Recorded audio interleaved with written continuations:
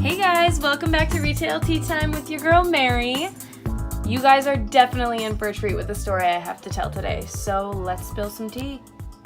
As a few of you know, I've been working retail for the past 6 years now, and I've noticed lately that very often when someone asks me what my job is and I tell them it's retail, they're like, wow, like that sucks, like that job seems super boring, like your life must suck. And I'm like, okay, first of all, don't be so honest. And second of all, like, I guess I can see where you're coming from if you're someone that thinks retail is boring.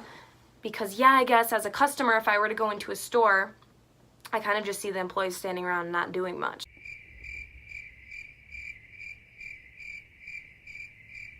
So I do see where you're coming from if you are someone that thinks retail is boring. But today, I wanted to share a story with you guys that I have experienced firsthand working retail.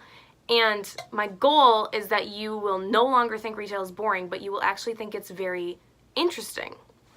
So before I tell the story, just want to say if you are very serious about applying for a retail job, I would stop watching this video right now because this story will definitely change your mind.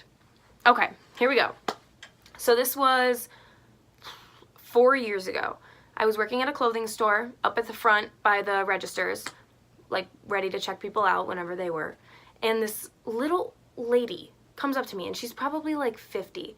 And she's like small, quiet, like kind of like really small, like short. And I'm like, okay, still whatever, like this is normal. She's like, I'm just gonna buy one shirt. And she puts the shirt on the counter.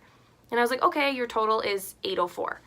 And she's like, okay. And then I don't even know where this thing comes from. She throws this massive purse on the counter. This thing is like this big. Throws this thing on the counter and I'm like, how is she even carrying this? So she throws this thing on the counter. She's digging through it, probably trying to find her wallet, cash, change, not sure. She's like digging through it. This thing is like a dumpster, guys. Things are flying out all over the place, like hitting me in the face, like papers, like receipts, pennies, cash. And I'm like, okay, what is she looking for? The next thing that happened was not what I was expecting. So she's digging through this thing. Things are flying out literally everywhere. And all of a sudden, a turd comes flying out of her purse. Okay, flying is an exaggeration. Hopping out of her purse.